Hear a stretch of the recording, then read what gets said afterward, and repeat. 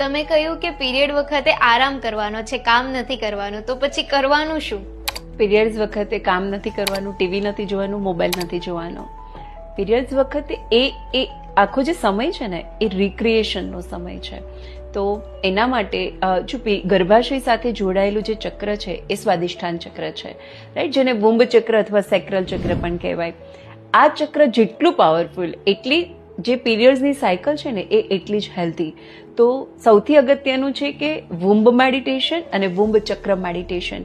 જ્યારે આ બે મેડિટેશન કરીએ છીએ ત્યારે આપણું ધ્યાન આપણા ગર્ભાશય પર છે અને ગર્ભાશયને ઉર્જા આપતા વુંબ ચક્ર પર છે.